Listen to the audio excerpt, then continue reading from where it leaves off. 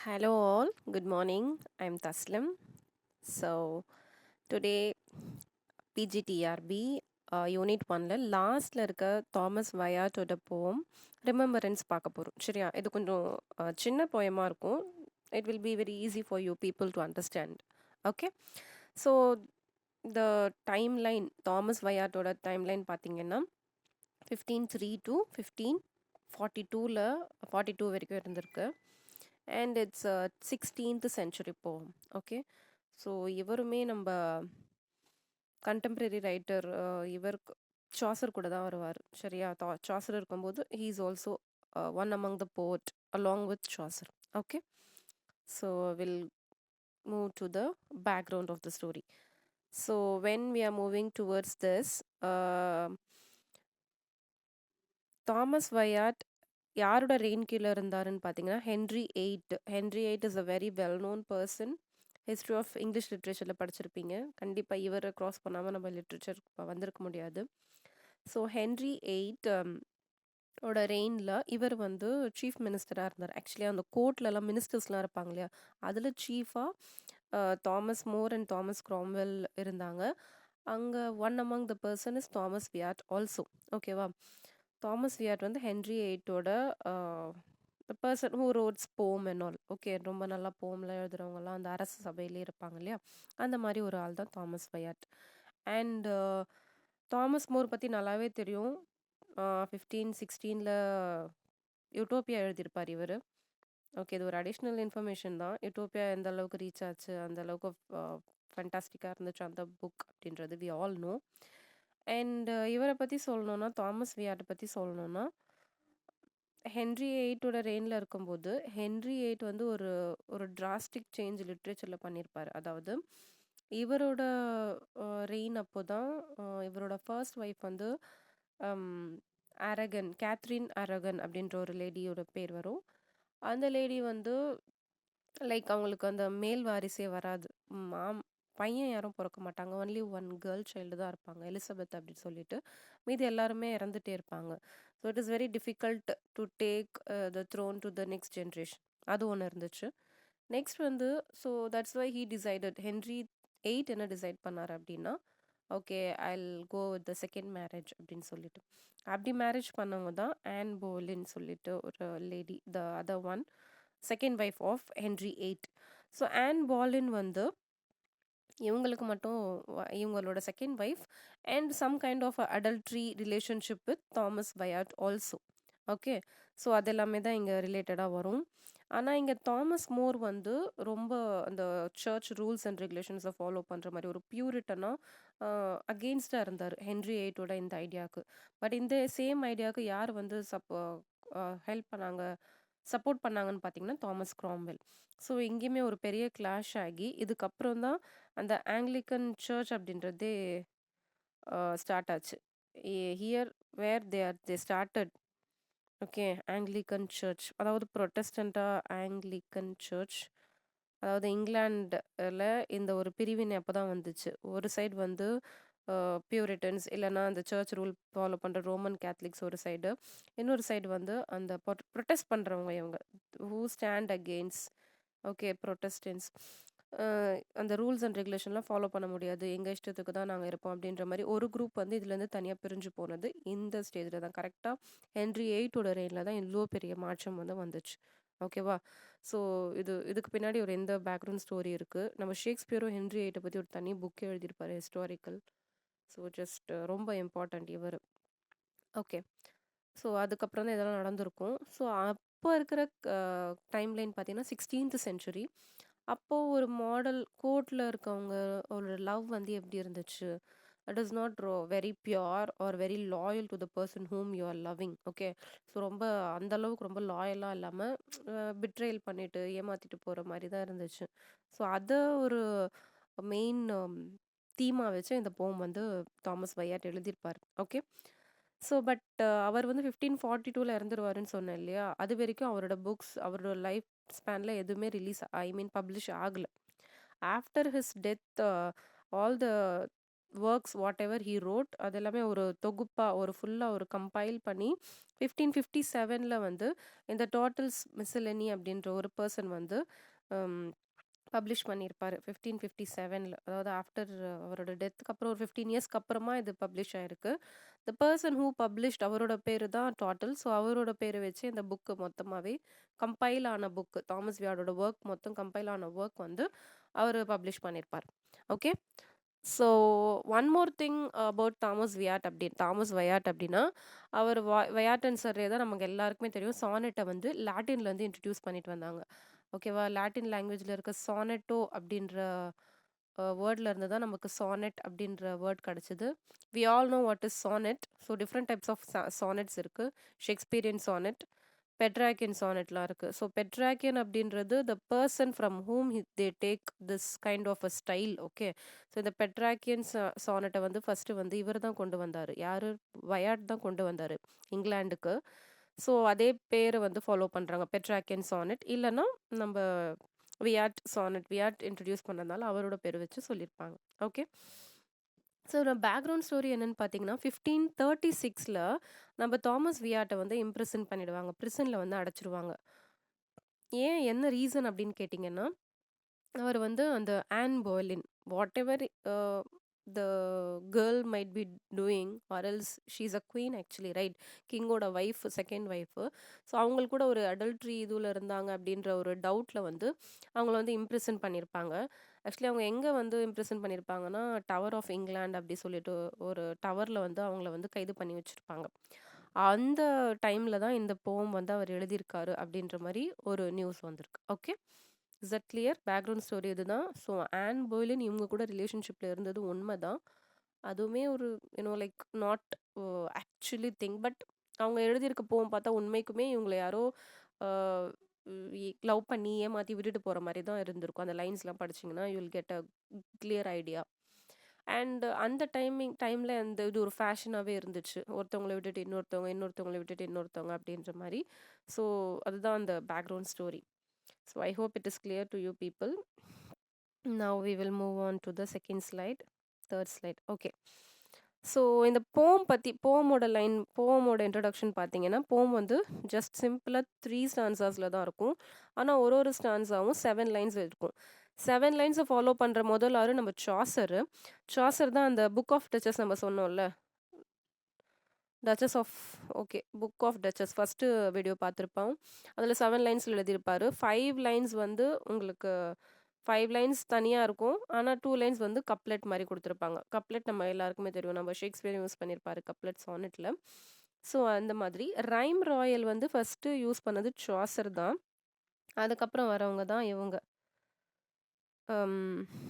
நம்ம வயாட்லாம் யூஸ் பண்ணியிருக்காங்க. அதுவே ரைம் ராயல்னு எதுக்கு இதுக்கு பேர் வந்துச்சுன்னு பார்த்தீங்கன்னா, ஸ்காட்லாண்டில் இருக்க கிங் ஆல்ஃப்ரெட் வந்து இது நிறைய யூஸ் பண்ணியிருப்பார். கிங் ஆல்ஃப்ரெடும் நிறைய ஒர்க்கில் எழுதியிருப்பார்.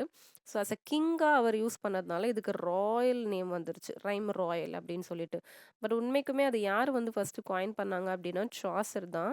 அதுக்கு இன்னொரு பேரும் இருக்குது, சாசேரியன் ஸ்டான்ஸா அப்படி சொல்லிட்டு. That is compile with 7 lines, 5 lines along with 2 couplets. So அது ஒன்று. அதுக்கப்புறம் இதோட அயம்பிக் பென்டாமீட்டர் ஸ்டான்ஸாவோட ஃபார்ம் பார்த்தீங்கன்னா ரைம் ராயல். அப்புறம் இதில் என்ன மீட்டர் யூஸ் பண்ணியிருக்காங்கன்னா அயம்பிக் பென்டாமீட்டர். அதாவது 5 லைன்ஸு அந்த 10 மீட்டர்ஸ் உங்களுக்கு வரும். ஒன்று வந்து ரொம்ப ஸ்ட்ராங்காகவும் இன்னொன்று வந்து லைட் ஃபுட்டாகவும், அந்த மாதிரி ரெண்டு சேர்ந்து கடைசியாக 10ஆக முடியும். அயம்பிக் பென்டாமீட்டர் சொல்லுவாங்க. ஓகே, அண்ட் இன்னொன்று வந்து இந்த போம் படிக்கும்போது ஒரு ட்ரமாட்டிக் மோனோலாக் மாதிரி இருக்கும். I mean dramatic monologue we all know. Robert Browning வந்து அவர் முன்னாடி ஸ்டார்ட் பண்ணியிருக்காங்க. நான் அவரை வந்து ரொம்ப ஃபேமஸ் பண்ணி விட்டார் இந்த டேர்மை. அதாவது நான் மட்டும் பேசிகிட்டு இருக்கிறேங்க, நீங்கள் இந்த ஆடியன்ஸாக இருந்து நீங்கள் கேட்குறீங்க, அவ்வளோதான். என்னோட எக்ஸ்பீரியன்ஸ், என்னோட ஃபுல் ஆட்டோபயோகிராஃபி சொன்னால் எப்படி இருக்கும், நான் எந்த அளவுக்கு கஷ்டப்பட்டேன், நான் எந்த அளவுக்கு ஃபீல் பண்ணேன் அப்படின்றது I am expressing and you are just silently listening this. அந்த ஒரு க்ரைட்டீரியாவில் தான் இந்த போமும் இருக்கும். ரைமிங் ஸ்கீம் பார்த்தீங்கன்னா ABABBCC, அதாவது அந்த 7 இதில் வரும், 7 லைன்ஸில் வரும். நீங்கள் போம் படிச்சிங்கன்னா தெரியும், ஒரு லைன் முடியும் போதும் ஒரு ரைமிங்கோட முடியும். We all know what's rhyming scheme. அந்த சவுண்டை தானே வச்சு நம்ம ப்ளேஸ் பண்ணுவோம், that is there. And theme பார்த்தீங்கன்னா betrayal அண்ட் லாஸ். betrayal ஏமாத்திட்டு போயிட்டது அந்த லேடி. அப்புறம் அந்த லாஸ் எப்படி இருந்துச்சு அவருக்கு. அப்புறம் லாங்கிங் ஃபார் ஹிஸ் பிலவட், எந்த அளவுக்கு லவ்வபுளாக இருந்தேன், எந்த அளவுக்கு என்னோட கனெக்டடாக இருந்தேன், இப்போ என்னை விட்டுட்டு போயிட்டியே அப்படின்ற மாதிரி அந்த ஃபுல் ஆஃப் க்ரீஃபில் இருக்கார் அவர். So that's what all about this. Okay, now we are moving to the next slide. The poem They Flee From Me. So again 16th செஞ்சுரியில் நிறைய பேர் இதே ஒரு ஃபேஷனாக வச்சுருந்தாங்க. இப்போ அப்டேட்டடாக இருக்கிற நாம்பவும் நிறைய பார்க்குறோம் இல்லையா. ரிலேஷன்ஷிப்புன்றாங்க, பாய் பெஸ்டின்றாங்க, நிறைய நிறைய மாறிட்டே வருது. ஓகேவா, அந்த கல்ச்சருக்கு ஏற்ற அந்த செஞ்சுரிஸ் போக போக வி ஆர் சேஞ்சிங். ஃபஸ்ட் இருந்த கல்ச்சருக்கு ஒருவனுக்கு ஒருத்தி இதெல்லாம் ரொம்ப தப்பு, என்னென்னமோ இருந்துச்சு. ஐ மீன் ரிலேஷன்ஷிப்பில் இந்த திங்ஸ்லாம் மாறிட்டே வருது. பாய் பெஸ்டின்றாங்க, ரிலேஷன்ஷிப்பில் இருக்கோன்றாங்க, லிவிங் டுகெதர் அப்படின்றாங்க, புதுசாக கிளப்பி விடுறாங்க. அதே தான் அப்போது புதுசாக இருந்த ட்ரெண்டில் அப்போ இருந்த ட்ரெண்ட் வந்து இவங்க நல்லா க்ளோஸாக இருப்பாங்க, இன்டிமேட்டாக இருப்பாங்க அந்த பர்சனோட. அப்புறம் டாட்டா பாய் பாய் சொல்லிட்டு வந்துடுவாங்க. So it's like kind of fashion on that certain period. Okay, so அதை தான் வந்து இவர் வந்து தே ஃப்ளீ ஃப்ரம் மீ அப்படின்னு மென்ஷன் பண்ணியிருக்காரு. டைட்டிலே தே அப்படின்னு ஆரம்பிச்சிருக்காரு. அவன் என்னை விட்டுட்டு போயிட்டா அப்படின்னோடனே அதுவும் ஒரு ஒரு ப்ராப்ளமேட்டிக்காக வரும் இல்லையா. பிகாஸ் ஷீன் மென்ஷன் பண்ணியிருந்தா கரெக்டாக அந்த ஷீ யாரை அவர் ரெப்ரசன்ட் பண்ணுறாருன்ற மாதிரி இருக்கும். ஸோ எதுக்கு வம்பு, நம்ம ப்ளூரலாகவே போயிடுவோம் அப்படின்ற மாதிரி he has given a title they flee from me. அப்போது ஒருத்தியை மட்டும் இல்லை, நிறைய பேர் என்னை ஏமாற்றிட்டு போயிட்டாங்க அப்படின்ற கான்செப்டில் இவங்க ஒய்ஃப் வந்து இன்னொருத்தவங்க கூட இருக்கிறதும், இன்னொருத்தவங்க ஒய்ஃப் வந்து இவங்களோட இருக்கிறதும், அது ஒரு ட்ரெண்டாகவே அந்த சர்டைன் டைம் பீரியடில் இருந்துச்சு. ஸோ அதுக்காக தான் அந்த டேர்ம் தே அப்படின்றத அவர் யூஸ் பண்ணியிருக்காரு. ஓகே, நம்ம போம்குள்ளே போகலாம். They flee from me that sometime did me seek. அந்த அந்த ப்ளூரலாக சொல்கிற ஆளுங்களை என்னை விட்டுட்டு போயிட்டாங்க. ஆனால் அதே ஆளுங்க என்னை பார்க்கணுன்னு ரொம்ப கடந்து தவிச்சு ரொம்ப ஃபீல் பண்ண டைமும் இருந்திருக்கு. சம்டைம் டிட் மீ சீக், என்னையே தேடுவாங்க, இப்போ என்னை தேடாமல் என்னை விட்டுட்டு போயிட்டாங்க அப்படின்ற மாதிரி ரொம்ப ஃபீலிங்காக ஸ்டார்ட் பண்ணுறாரு. With naked foot stalking in my chamber. சேம்பர்னா ஒரு ப்ரைவேட் ரூம், பெட்ரூம்னு சொல்லுவோம்ல, அந்த மாதிரி தான் சேம்பர்ன்றது. அப்புறம் ஸ்டாக்கிங்னா யாருக்குமே தெரியாமல் ஒரு சீக்ரெட்டாக பண்ணுவோம்ல ஏதோ விஷயமோ அப்படின்னு, அதுதான் அது ரெப்ரசன்ட் பண்ணுது. Next naked food. ஏன் இப்போ நேக்கட் ஃபுட் அப்படின்றாங்கன்னா, பீயிங் எஸ் ராணி குயின்னு அவங்க வந்து கண்டிப்பாக நல்ல ஃபுட் வேர்லாம் வியர் பண்ணியிருப்பாங்க, நல்ல ஆர்னமெண்ட் எல்லாமே போட்டிருப்பாங்க. நேக்கட் ஃபுட் அப்படின்றது இது இங்கே என்ன சொல்லுது அப்படின்னா, யாருக்குமே தெரியாமல் சத்தம் இல்லாமல் உள்ளே வரணும்னா கண்டிப்பாக நீங்கள் உங்கள் ஃபுட் வியர்ஸை ரிமூவ் பண்ணி தான் ஆகணும். ஸோ அந்த ரிலேஷன்ஷிப் எப்படி இருந்துச்சு அப்படின்னா, secret relationship where nobody should know about your relationship with the person. Okay, so அந்த அளவுக்கு ரொம்ப கள்ளத்தனமாக அந்த ரிலேஷன்ஷிப்பை வச்சுட்டு இருக்கிறதுனால நேக்கட் ஃபுட்டாக இருந்தாங்க. ஸ்டாக்கிங் மறைஞ்சு தெரியாமல் யாருக்கும் உள்ளே வர மாதிரி. அந்த அந்த அந்த பர்சன் யார் என்னை இப்படி தேடி வந்தாங்களோ, I have seen them gentle tame and meek. நான் பார்த்த வரைக்கும் அவங்க ரொம்ப எப்படி சொல்கிறது, ரொம்ப சாஃப்ட் டைப்பு, ரொம்ப ஜென்டிலாக இருந்தாங்க. அவங்களோட குவாலிட்டி டேம் அண்ட் மீக், ரொம்ப சாஃப்ட்டுங்க. இவங்களாம் இந்த அளவுக்கு வில்லத்தனமாக யோசிப்பாங்களான்னாலும் பார்க்கல, அந்த அளவுக்கு ரொம்ப நல்லவங்களா இருந்த அந்த person that now are wild and do not remember. இப்போ என்னமோ வெறித்தனமா ஒரு மிருகம் மாதிரி மாறிட்டு இருக்காங்க, வைல்ட் ஆயிட்டாங்க. யாருன்னா ரொம்ப மீக்குன்னா எதை கம்பேர் பண்ணுவாங்க, கோட் கூட கம்பேர் பண்ணுவாங்க, இதில் அந்த லேம்ப் கூட கம்பேர் பண்ணுவாங்க. இதே வைல்டுனா ரொம்ப ஃபெரோஷியஸ் அனிமல், லயன் கூட கம்பேர் பண்ணுவாங்க. So see the words he has taken, செம்மையாக எடுத்திருக்காரு வேர்ட்ஸ் கூடவே. ஸோ அதே ஆள் இந்த மாதிரி மாறிட்டோடனே எனக்கு ரொம்ப ஷாக்காக இருக்குது. அண்ட் டூ நாட் ரிமெம்பர், என்ன ரிமெம்பரே பண்ணலை, அவங்க என்னை மறந்துட்டாங்க அப்படின்றாங்க. போம் பேர் ரிமெம்பரன்ஸ் தான். ஓகே, நான் அதை பற்றி சொல்லவே இல்லை. ரிமெம்பரன்ஸ் அப்படின்னா ஒருத்தவங்களோட நினைவுகள் என்னை எப்படி வாட்டி வதைக்குதுன்றதை இந்த லைன்ஸில் பாருங்க அப்படின்ற மாதிரி yes given a title. Okay, title ரொம்ப ஆப்டாக இருக்கு. That sometime they put themself in danger to take bread at my hand. Okay, ஒரு டைம் இருந்துச்சு. அப்போ அவங்களுக்கு எவ்வளோ டேஞ்சரா இருந்தாலும் பரவாயில்ல, எவ்வளோ ஆபத்து வந்தாலும் பரவாயில்ல, நான் அவங்கள போய் பார்ப்பேன், அவங்க கூட போய் சாப்பிடுவேன், அவங்க எனக்கு ஊட்டி விட்டுறதும் நான் அவங்களுக்கு ஊட்டி விட்டுறதும் அது நடக்கணும். அதுக்காக எவ்வளோ பெரிய டேஞ்சர்லேருந்தும் நான் அவங்கள மாட்டிக்காமல் வெளியே உள்ளே வந்துடுவேன் அவங்க எல்லாம் பார்க்க அப்படின்ற மாதிரி சொல்லியிருக்காங்க. ஸோ எவ்வளோ பெரிய டேஞ்சராக இருந்தாலும் என்னை பார்க்குறதுக்காக வருவாங்க. நான் ஊட்டி விட அவங்க சாப்பிட்ற மாதிரி ரொம்ப இன்டிமேட்டாக இருந்தோம். ஆனால் இப்போ அது இல்லை அப்படின்ற மாதிரி is feeling very bad. And now they range, busily seeking with the continual change. ஆனா இப்ப அதெல்லாம் எதுவுமே இல்ல. என்னை தேடியும் வரல. இவ்ளோ கஷ்டப்பட்டு, எவ்ளோ இதுவா இருந்தாலும் பரவாயில்லன்னு வந்தவங்க, இன்னைக்கு அவங்க வரல. எல்லாமே சேஞ்ச் ஆயிடுச்சு. இப்ப வந்து பிஸிலி சீக்கிங் வித் த கன்டினியூவல் சேஞ்ச். இப்ப பிஸியா என்ன பண்ணிட்டு இருக்காங்கன்னா, அதே வேலைய வச்சுட்டு இன்னொருத்தவங்கள தேடிட்டு போயிட்டு இருக்காங்களே தவிர, என்ன மறந்துட்டாங்க அப்படின்ற மாரி is just telling. Okay. Is that clear to you? Okay, next. Thank be fortune, it had been otherwise 20 times better. Okay, இப்போதைக்கு நான் என்னோட ஃபார்ச்சூனை வந்து தேங்க் பண்ணிக்கிறேன். இது இதோட முடிஞ்சது ஓகே. இல்லைன்னா 20 டைம்ஸ் பெட்டரா, அதர்வைஸ் இது 20 டைம்ஸ் பெட்டராகவும் இருந்திருக்கும். இதுவே எனக்கு போதும். I am better. But once in special, ஒரு காலத்தில் இட்ஸ் வெரி ஸ்பெஷல்.